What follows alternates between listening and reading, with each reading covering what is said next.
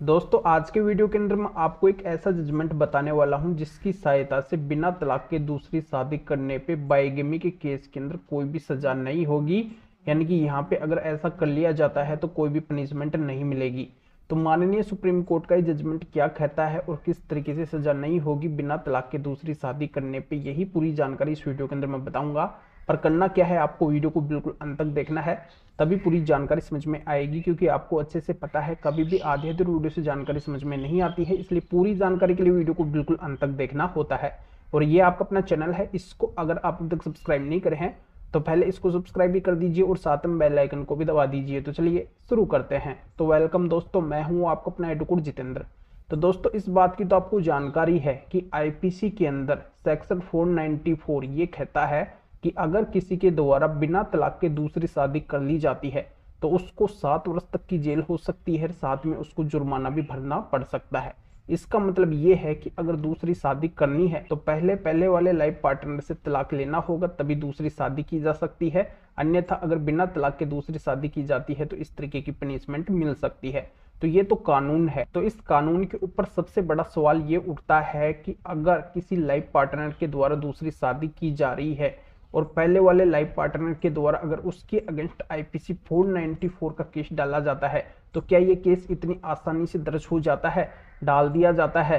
तो यहाँ पे मैं क्लियर कर देता हूँ कि पुलिस ऐसे मामले के अंदर एफआईआर नहीं करती है। यानी कि डायरेक्टली अगर उस लाइफ पार्टनर के द्वारा जाके थाने के अंदर बोला जाता है कि मेरे लाइफ पार्टनर के द्वारा बिना तलाक के दूसरी शादी कर ली गई है, तो पुलिस डायरेक्टली ऐसे मामले के अंदर एफआईआर नहीं करेगी। इस मामले का अगर केस डालना है तो कोर्ट के अंदर जाना होगा, कोर्ट के माध्यम से इस मामले का केस दर्ज होगा।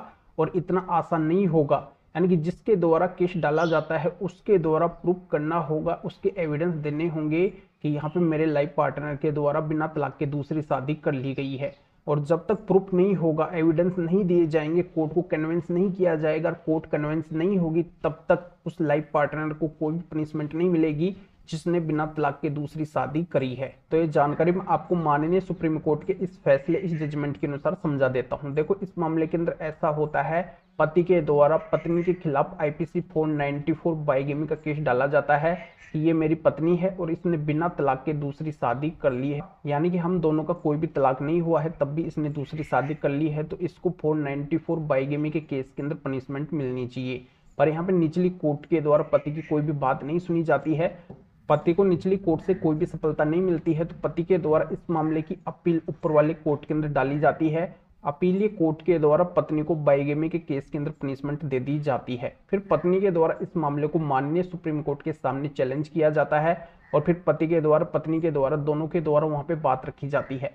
पति के द्वारा तो ये बोला जाता है कि पत्नी ने खुद ये एडमिट किया है, जो मैंने आरसीआर का केस फाइल किया है उसके अंदर, कि मैंने तलाक लेने के बाद में दूसरी शादी कर ली है, इस वजह से मैं पति के साथ में नहीं रहना चाहती हूँ।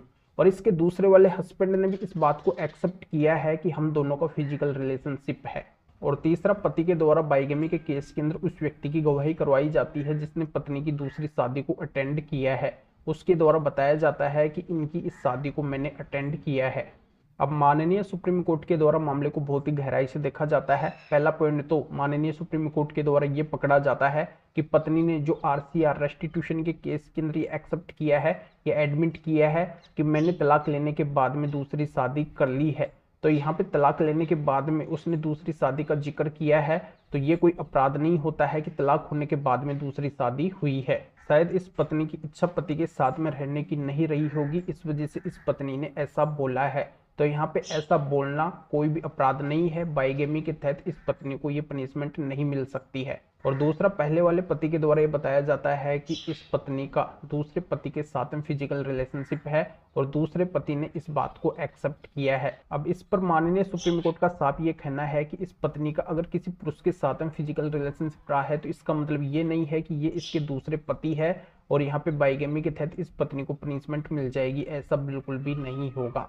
अब पहले वाले पति के द्वारा जिस व्यक्ति की गवाही करवाई जाती है जिसने पत्नी की दूसरी शादी को अटेंड किया है, तो उस गवाह के द्वारा शादी की कंप्लीट सेरेमनियों को नहीं बताया जाता है कि शादी के अंदर क्या क्या फंक्शन हुआ है, क्या क्या प्रोग्राम हुआ है और क्या क्या सेरेमनियां हुई है।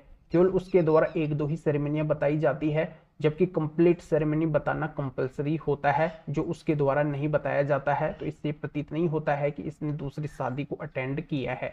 तो इन सब के आधार पर माननीय सुप्रीम कोर्ट के द्वारा पत्नी को बाइगेमी के केस के अंदर कोई भी पनिशमेंट नहीं दी जाती है। इस केस को पूरी तरह से खारिज कर दिया जाता है। तो इस मैटर में अगर आपको और भी कोई कानूनी सहायता चाहिए, और भी अगर आपकी किसी भी तरीके की कोई भी कानूनी समस्या है, तो स्क्रीन के ऊपर मेरे व्हाट्सअप नंबर शो हो रहे हैं, इसके ऊपर व्हाट्सअप मैसेज करके अपॉइंटमेंट बुक करवा के डायरेक्टली मेरे से कॉल के ऊपर बात कर सकते हैं। अपनी किसी भी तरीके की कोई भी कानूनी समस्या है तो उसका समाधान मेरे से जान सकते हैं। तो इस महत्वपूर्ण माननीय सुप्रीम कोर्ट के जजमेंट का लिंक इस वीडियो को डिस्क्रिप्शन के अंदर दिया गया है। तो अभी आपको वीडियो को लाइक करना है और शेयर भी करना है, जो और लोगों तक भी यह जानकारी पहुंच सके। तो वीडियो देखने के लिए आप सभी का बहुत बहुत धन्यवाद।